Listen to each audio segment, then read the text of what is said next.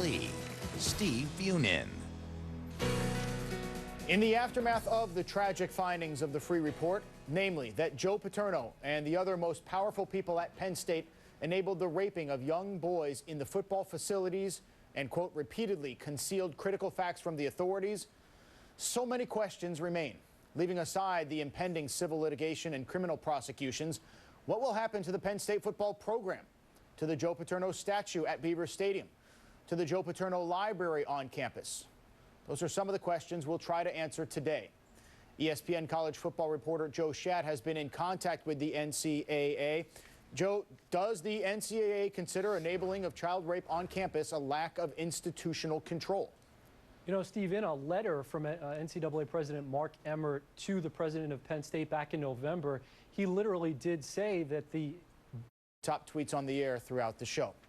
We now want to say hello to Jim Litke, the Associated Press columnist who wrote yesterday that the Free Report did change his opinion significantly about Joe Paterno. ESPN, the magazine senior writer LZ Granderson, who yesterday called for the NCAA to institute the death penalty on Penn State football. Paul Feinbaum, one of the leading media voices in college football, especially in the SEC, and Sally Jenkins of the Washington Post, who conducted the last media interview with Joe Paterno before he died. Jim, I introduced you first. Let's start with you. What do you think should happen to Penn State football? Well, you know, I think, frankly, we don't even know right now what the impact of this thing is going to be. Bill O'Brien certainly looks like a guy that's capable of taking the program forward. I wonder, in some ways, whether he's a big enough personality, because there's obviously going to be an amazing amount of scrutiny. And yet, I don't see what value there would be to any further NCAA action. I mean, really, the NCAA's job is to largely ensure the integrity of the play on the field, to try to balance the inequities between very wealthy schools, very wealthy athletic programs, and poor ones. I don't see what effect that would have. And lastly, another thing that interests me, people that are talking about removing the statue, well, are you going to go take the books and the bricks and all the things that Joe Paterno contributed to the library, all the other parts of him that are available across that university? Do you go and remove those as well? Well, we'll examine that throughout the show. Let's first talk about what you talked about, how the football program, if at all, should be penalized. LZ, you said it should get the death penalty, which we should state in NCAA rules. That's really a one-year sort of elimination of sports. But why would you say that it should get that? Because if the NCAA is having a problem illustrating lack of institute control, then I think there's something desperately wrong with the regulations that they have in place in their books. I can't think of any other way to describe what happened at Penn State besides it being a lack of institutional control. You have corruption that seemed to spill not just within the body of the school, but into the community. I mean, you have to remember, it wasn't just the employees, the administrators and coaches who didn't say anything about Sandusky, but there were people in the community who also had suspicions and didn't say anything. So this sickness that's in Happy Valley, it spreads beyond that campus. Enforcing the death penalty, I think begins the conversation of reminding people that there are things that are greater than football, and not having football there allows time for that sort of assessment to occur. What do you think, Paul? Well, I think instituting the death penalty is really the wrong way to go. I understand all the arguments. They're all fair. But the death penalty has only been used one time against SMU. It was used because the president of the school, the governor, everyone there was buying players. This is a totally different situation. You had 4 people in very high positions who made egregious decisions, bad decisions that cost people their youth and may have affected them for the rest of their lives. But shutting down a program affects a lot of other people. It affects the students. It affects the athletes who had nothing to do with this. It affects the other schools in the Big Ten. And I think it is really an overreaction to a terrible situation, but still way too far down a road that I don't think anyone, particularly the NCAA, wants to go. LZ, how would you respond to that? I don't understand how this could be an overreaction. We're talking about rape. I don't know how canceling football season is an overreaction to 14 years of turning your back as little boys get raped and you do nothing about it. Well, and again, listen, this stretches beyond, beyond the four individuals, again, we're talking about janitors that saw things, didn't do anything. We're talking about high school officials who said they saw things with Sandusky that was suspicious and didn't say anything. We're talking about McQuarrie's father who was told by his son what happened, and he didn't go to the police. So this just isn't about about the 4 individuals. This is about a community. Yeah, but child abuse goes on, unfortunately, in every community. Let's not forget, we already have somebody in jail here, so let's not lose sight that a lot of things are being done, and everyone has already been wiped out, Steve. I think that's the important thing to remember. I would recommend, if you want to send a message to Paterno and his family, wipe out his wins. Don't let him be the winningest coach in college football. The NCAA can do that, but I think shutting down the program is the wrong way to go. Before I get to you, Jim, Sally Jenkins, I want to get to you. What do you think should happen to the Penn State football program? Well, I mean, I think the idea of the death penalty is, you know, it satisfies, you know, the lust for revenge, and but I think it's a misapplication in this case. You know, I understand the outrage and I understand the desire for punishment, but the problem is that you punish a bunch of innocent people with the death penalty. The bottom line on this story is that, you know, 4 very specific leaders at the university conspired to withhold information from the public and from child services about it. It didn't. That was 4 men in a conspiracy. And so I think the punishment needs to be geared towards that conspiracy and those 4 men. Jim, what do you think? Well, I think that's exactly the point that I think is most relevant here. All 4 of these people are going to be dealt with. Joe Paterno obviously is gone, but the other 3 men two are already under indictment, and Graham Spanier apparently may still be dragged into this case. And so I think that's obviously where you've got to start. You've also got to look at this in a reasonable, you know, in a way, that editorial that Joe Paterno wrote saying this was not a football scandal. It's an institutional scandal to a degree. The problem is that, you know, child abuse goes on everywhere. Do we hold every institution liable for the actions of a certain number of individuals? I think, you know, we've clearly started to hold the right people responsible in this instance. I think the university is going to pay a huge amount of money, obviously, in civil trials. None of it is going to bring back the childhood, all of the pain that the victims of Sandusky suffered. And yet, you know, the remedy should in some way at least make things better. I don't see where punishing the football program, we're going beyond the 4 people that we know were involved in this scheme, what that's going to solve. Well, what do you say, LZ? Well, I'm just really curious as to why does someone think that having a cash settlement from lawsuits is going to make things better. It's not going to make anything better. We can't make things better. That's the whole point. But what we can do is learn from that. And I believe that if we start playing football at Penn State on Saturdays, and slowly but surely we'll start pretending in our heads as if this is all going to go away. And what we need is not just a slap on the wrist. What we need is something that's really solidified in that community. And I can't stress enough, this is not just about those 4 individuals. This was about the entire community turning their back, looking the other way, or behavior that they saw was suspicious. And if someone outside of those 4 individuals, like Mike McCreary's father, for instance, has simply called the police with what he had, we might not have gotten to this point. So this goes so much further than beyond Penn State. This is about Happy Valley. And I think that by saying that, well, they'll get paid through lawsuits, through civil lawsuits, really undermines just how important and the magnitude of the crimes were, as well as a bit of an insult to the pain and suffering that the victims had to deal with. Jim? Well, you know, I think it's just the opposite is true, to be honest with you. In other words, should we shut down everything every time there's a horrible crime? I mean, there's shootings in schools. There's tragedies all over this place. And are you suggesting that in every instance we hold entire communities responsible and then close them up? I mean, you know, in a sad way. I would think this would be called unprecedented, though, Jam, wouldn't you? I mean, this is truly unprecedented, which is the reason why the NCAA has its hands cuffed.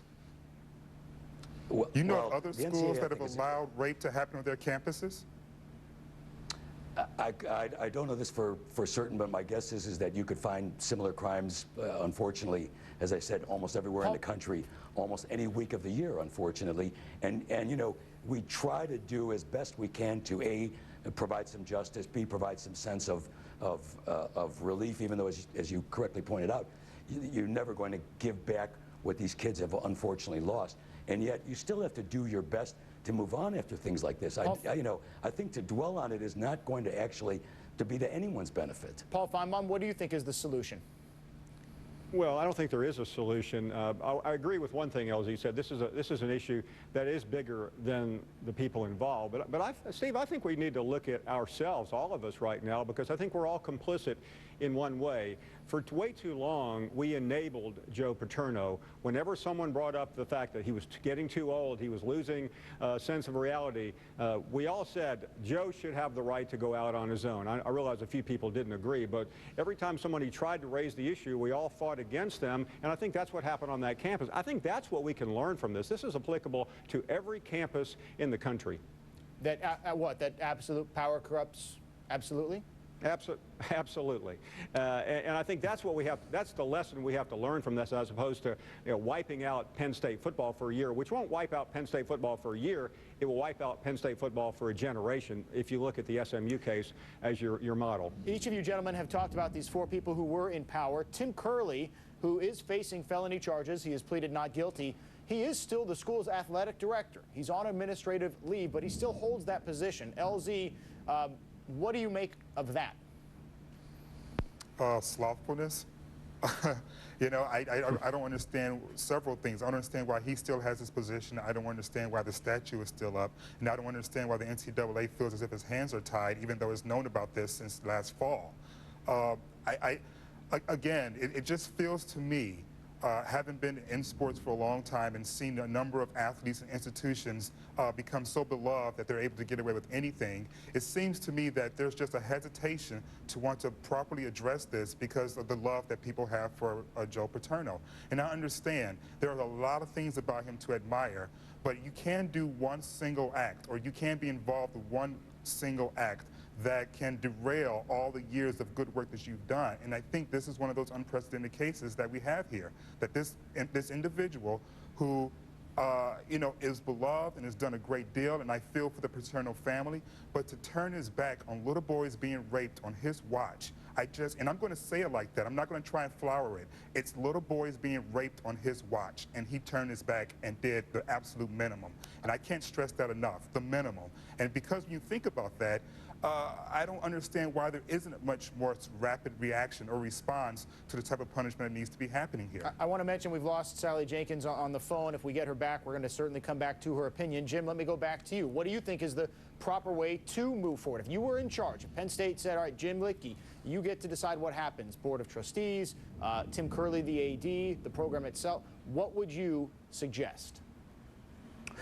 Well, you know, I think something that Paul said a couple of minutes ago is, you know, as we often point out in instances like these where there is a rule is broken, there was a law in the books. Had Graham Spanier, had Tim Curley, had Gary Schultz, had Joe Paterno, had any of those 4 men at the time that they were called to stepped up, we wouldn't be talking about this instance. I wouldn't be talking about what we're talking about.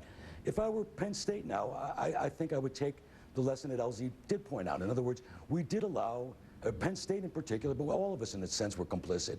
We did allow Joe Paterno to become, you know, he was so devoted to that institution that he valued that above everything else. I think we need to simply enforce the rules that are on the books. When we catch a university, there shouldn't be any hesitation about punishing them. There shouldn't be that sort of, you know, this goes on every place because you know, you've got to draw the line at some point. With Penn State specifically, I think you now have an obligation to actually, ironically, to honor exactly what it was that Joe set out to do and did successfully for so many years, which is run a clean program, run a program that values the education, that values the ethical education of these kids, that tries to teach them the sorts of lessons that Joe did without the excesses. I mean, that's ultimately, you know, Joe was a guy who did almost everything the right way, and yet, as LZ pointed out, this one event is going to undo so much of that good. And yet, although, if Jim, we were to, you know... As people point out, to call it one event, this was 14 years, according to the free report, 14 years of, in their words, changing the plan, total disregard for safety and welfare of children, knowing about repeatedly concealing facts. To call it one is one thing. I do want to get this to the panel because we're asking our viewers, people are talking about it. For better or worse, the symbol of Joe Paterno at campus right now is that statue outside Beaver Stadium. Paul, let me ask this to you, and then we'll take it around the panel. What should happen to that statue? Tear it down. I think that's the best solution right now. And I heard the gentleman earlier say, well, all the facts aren't in. It's not going to help the victims. Yes, it is. I'm not trying to go history on you with the Berlin Wall, but that affected millions of people across the world because it was symbolic. And I think if you leave that up every time you walk by it, it irritates and it aggravates and it enrages so many of us for all the right reasons that LZ has pointed out here. So I think you have to take that down, and you have to take it down today. What do you think, LZ? Definitely, it should be removed, and it should be replaced with some sort of symbol to remind us that we need to be rallying around Penn State and to lift up the community. I think that having Joe Paterno's statue there only brings more negativity. People always love Joe, but you want that symbol, you want that place on campus now to be a place of healing and not of destruction and not of separation. What do you think, Jim, about the statue? I would leave it up. I mean, I think it's possible that you know, you might want to add a plaque. There might be some compromise proposal. But frankly, you know, if we start doing this, reassessing this in this way, who's going to be able to get a statue? You know, George Washington, I'm sure, had plenty of things that were unsavory. I mean, you know, we're all imperfect, and yet Paterno, if anything, his sin was probably, you know, I don't know that any sin ever comes from a good place, but I think in this instance, again, his desire was to protect the institution. He did it blindly. He did it in a stupid and dangerous way. He harmed a lot of people. But listen, Jim, we've agreed on most things, but I'm really on the other side here on that. First of all, George Washington never did anything that comes close to covering something like this up. And I think Joe Paterno did this out of greed and out of selfishness. He didn't do it because he was trying to protect the institution. He did it because I think he was trying to protect himself while his career was going down the drain. He knew that if this blew up in light of at the very same time in Pennsylvania, the Catholic Church issue was going on in many dioceses there. He knew he would be gone very quickly, and I think that's why he protected himself, and in the end, he did a lot of damage to a lot of people. And keep in mind as well that if Joe Paterno was alive right now, he very well could be in jail. He should be.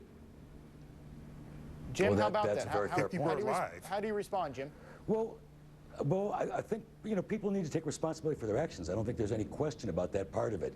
I think, you know, that's true. Joe could be in jail. He also may be able to speak for himself. I mean, I think the Paternos, Jay Paterno pointed out this is not a legal document. This doesn't have the force of law. Well, you know, we know that things in court aren't always decided in the most just way, and yet Joe's unable to speak for himself whatsoever at this point. You know, when he had 14 years to speak for himself.